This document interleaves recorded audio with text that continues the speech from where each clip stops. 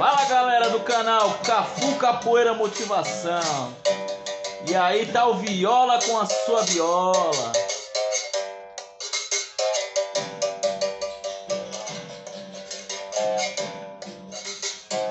É isso aí, galera. Isso se chama talento. Dom que Deus te deu. Menino é bom, bate palma pra ele. Vai chegar longe.